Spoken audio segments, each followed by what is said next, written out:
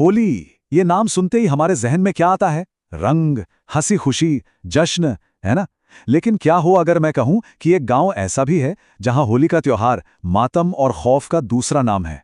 जी हां, आज हम एक ऐसी ही दिल दहला देने वाली कहानी में उतरने वाले हैं जहां होली का मतलब रंगों से खेलना नहीं बल्कि मौत से बचना है। ये कहानी स्कैरी हब चैनल से ली गई है और यकीन मानिए, इसे सुनने के बाद होली को देखने का आपका नजरिया शायद हमेशा के लिए बदल जाए। तो चलिए इस खौफ की परतों को एक एक करके खोलते हैं। सबसे पहले हम जानेंगे होली के उस अभिशाप के बारे में कि आखिर क्यों ये त्योहार उस गांव के लिए एक चेतावनी है। फिर देखेंगे कि कैसे एक अनचाहा तोहफा आता है और सदियों से चली आ रही एक परंपरा को तोड़ देता है। इसके बाद कहानी अपने सबसे डरावने मोड़ पर पहुंचेगी जब हम देखेंगे प्रेत का कब्जा। फिर हम जानेंगे कि इस सबके पीछे की असली वजह क्या है, रूपा का बदला, और हम उस अधूरी प्रेम कहानी को भी समझेंगे जो इस श्राप की जड़ में है। और आखिर में देखेंगे कि क्यों ये श्राप आज भी एक अटूट श्राप बना हुआ है। तो हमारी कहानी शुरू होती है एक गांव से। एक ऐसा गांव जहां होली के दिन सड़कें रंगों से नहीं बल्कि एक अजीब से अनजाने डर से सनी होती हैं। यहां घरों में पकवानों की खुशबू नहीं आती बल्कि दरवाजे और खिड़कियां सब कसकर बंद कर लिए जाते हैं। आप यूं समझिए कि ये एक ऐसा गांव है जहां रंगों का ये त्योहार किसी जश्न का नहीं बल्कि आने वाले खौफ का एक भयानक, बहुत ही भयानक संकेत है। अगर एक भी नई नवेली दुल्हन होली के समय यहां पर रही तो अनर्थ हो जाएगा। ये सिर्फ कोई कहावत नहीं है, नहीं, ये तो उस गांव की हर सांस में बसा हुआ खौफ है। एक ऐसा नियम जिसे तोड़ने की हिम्मत कोई नहीं करता, कोई भी नहीं, क्योंकि वो सब जानते हैं, वो उस भयानक अतीत को जानते हैं जिसने इस नियम को खून से लिखा है। तो बस हर साल जैसे ही होली नजदीक आती है ना, ये चेतावनी पूरे गांव में गूंजने लगती है। और बस इसी डर के साये में गांव के लोग जीते हैं। हर साल होली आने से ठीक पहले वो बड़े ही भारी मन से अपनी नई नवेली बहुओं को उनके मायके भेज देते हैं।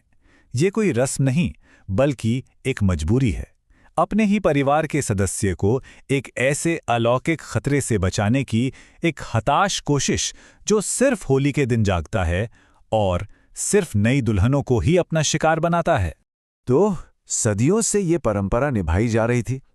गांव वाले इस डर के साथ जीना कह सकते हैं कि सीख चुके थे।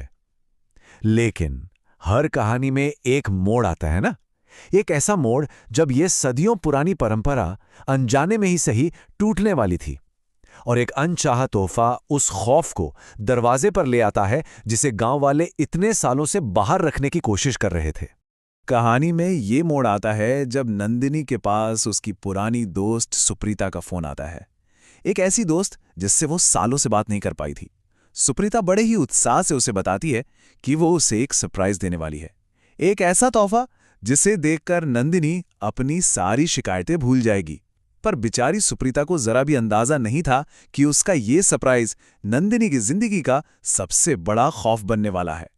तो होली से ठीक एक रात पहले की बात है। सोचिए जरा, पूरा गांव डर के मारे अपने अपने घरों में दुबका हुआ है।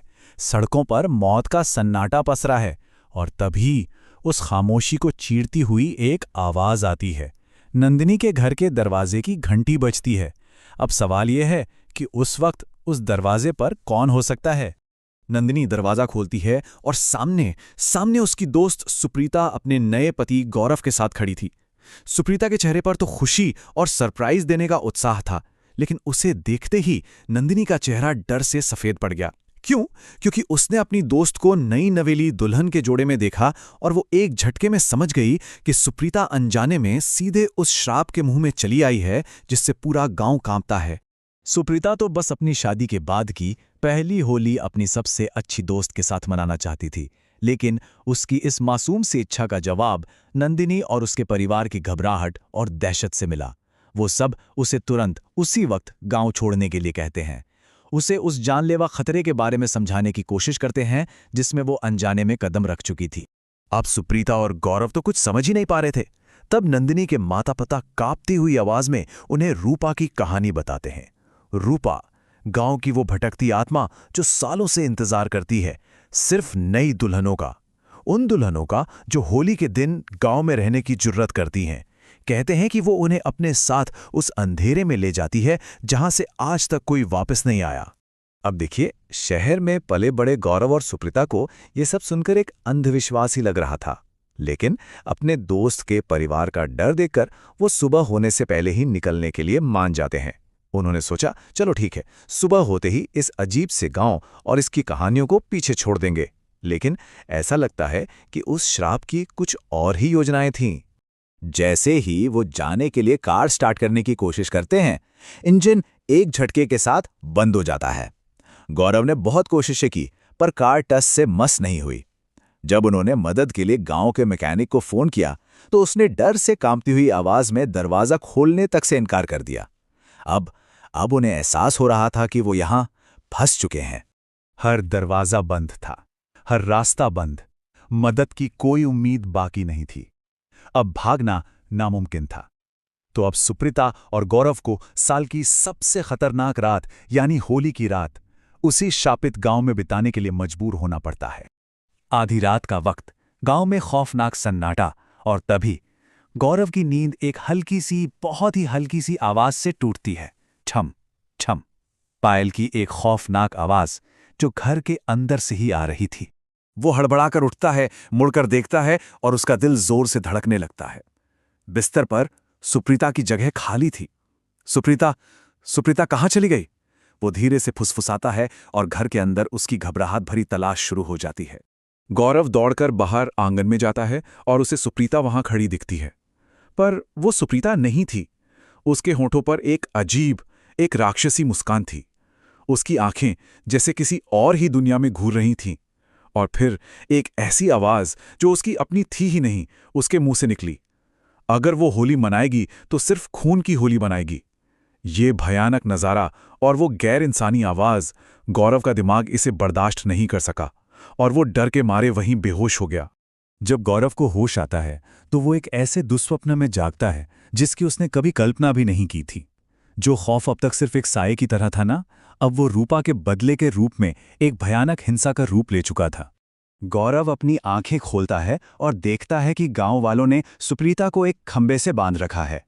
लेकिन वो अब सुप्रीता नहीं रही थी। उसके अंदर की शैतानी ताकत वापस लड़ रही थी और वो सुप्रीता के ही शरीर को एक हथियार की तरह इस्तेमाल कर रही थी, खुद को ही नुकसान पहुंचाने के लिए। ये एक भयानक लड़ाई थी जिसका मैदान सुप्रीता का शरीर बन चुका था। और फिर सुप्रीता के मुंह से रूपा की आत्मा चीखती है, मैं किसी भी नई नवेली दुल्हन को इस गांव में बर्दाश्त नहीं कर सकती। मैं इसे मार डालूंगी, मैं इसे भी मार डालूंगी। इन शब्दों के साथ उसके इरादे बिल्कुल साफ हो जाते हैं। ये अब सिर्फ कब्जा नहीं था, ये हत्या का ऐलान था। और अचानक वो किसी अलौकिक शक्ति से उन मोटी रस्सियों को तोड़ देती है और दीवार की ओर भागती है। फिर कुछ ऐसा होता है जिस पर कोई यकीन नहीं कर सकता। वो गुरुत्वाकर्षण के सारे नियम तोड़ते हुए एक मकड़ी की तरह उल्टे कदमों से दीवार पर चढ़ना शुरू कर देती है। नीचे खड़े लोग बस डर से पत्थर बन चुके थे।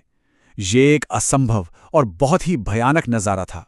फिर वो छत से नीचे कूदती है, जमीन पर पड़ा एक नुकीला हथियार उठाती है और इससे पहले कि कोई हिल भी पाता, वो इकाई सुप्रीता के ही हाथ का इस्तेमाल करके एक ही झटके में उसकी जान ले लेती है। सब कुछ एक पल में खत्म हो गया। सुप्रीता की मौत के बाद पूरे गांव में मातम छा जाता है। एक टूटा और बिखरा हुआ गौरव बस एक ही सवाल पूछता है, क्यों? आखिर मेरी सुप्रीता के साथ ऐसा क्यों हुआ? उसकी इस चीख और दर्द के सामने गांव वाले आखिरकार उस राज से पर्दा उठाते हैं जो इस पूरे खौफ की जड़ है। वो रूपा की अधूरी प्रेम कहानी का सच बताते हैं। ये कहानी किसी दानव की नहीं, बल्कि एक मासूम लड़की की त्रासदी थी। सब कुछ शुरू हुआ प्यार और सपनों से। रूपा नाम की एक खूबसूरत लड़की थी जो अमन नाम के लड़के से प्यार करती थी और होली के बाद उससे शादी के सपने देख रही थी। लेकिन गांव का ही एक दूसरा लड़का मनोज उस पर एक तरफा जुनून रखता था। जब रूपा ने मनोज को ठुकरा दिया तो उसने रूपा के रिश्ते के बारे में उसके परिवार को सब बता दिया। बात बढ़ी और सार्वजनिक अपमान तक पहुंच गई। होली के दिन मनोज ने सबके सामने रूपा को फिर परेशान किया और रूपा ने उसे एक थप्पड़ जड़ दिया। बस अपनी बेइज्जती से आग बबूला होकर मनोज ने एक भयानक कदम उठाया और ये कहानी प्रतिशोधी हत्या में बदल गई। उसने गुस्से में रूपा को पानी के एक टब में डुबोकर मार डाला। कहते हैं उसकी मरती हुई सांस एक श्राप में बदल गई। अगर तू मेरी नहीं हो सकती तो मैं तुझे किसी और का भी नहीं होने दूंगा। मनोज के यही वो शब्द थे जिसने रूपा की किस्मत पर मोहर लगा दी थी। ये सिर्फ एक धमकी नहीं थी, ये वो जहर था जिसने रूपा की आत्मा को शांति से मरने भी नहीं दिया और बदले का एक ऐसा चक्र शुरू कर दिया जो आने वाली पीढ़ियों तक उस गांव की हर नई दुल्हन को परेशान करता रहेगा। अब गौरव को अपने सवाल क्यों का जवाब तो मिल गया था, लेकिन कहानी जानने से उसका दर्द कम नहीं हुआ, बल्कि और भी गहरा हो गया। उसे समझ आ गया कि उसकी पत्नी एक ऐसे बदले की भेंट चढ़ गई जिससे उसका दूर दूर तक कोई लेना देना नहीं था। वो एक अटूट श्राप का शिकार हुई थी। गांव वाले गौरव को बताते हैं कि उन्होंने क्या क्या नहीं किया। बड़े बड़े पंडित और तांत्रिकों को बुलाया गया, न जाने कितनी पूजा और हवन करवाए गए, लेकिन गांव को मुक्त कराने की हर कोशिश नाकाम रही। रूपा की आत्मा का क्रोध और दर्द इतना शक्तिशाली है कि उसे कोई शांत नहीं कर सका। वो अपनी मौत के साथ हुए अन्याय में हमेशा के लिए फंस चुकी है। जैसे ही होली का ये खूनी त्योहार खत्म होता है, गौरव उस गांव से अकेला चला जाता है। वो अपने साथ सिर्फ अपनी पत्नी की यादें नहीं, बल्कि अपने नुकसान का एक असहनीय बोझ और उस गांव के श्राप की भयानक सच्चाई को भी हमेशा के लिए ले जाता है। और इस तरह सुप्रीता की कहानी तो खत्म हो जाती है, लेकिन उस गांव का खौफ नहीं। रूपा की आत्मा को कभी शांति मिलेगी या नहीं, ये सवाल आज भी उस गांव की हवा में गूंजता है। और ये हमें एक अंतिम खौफनाक विचार के साथ छोड़ जाता है कि हर साल होली फिर से आती है और रूपा का श्राप अपने अगले शिकार का इंतजार कर रहा है।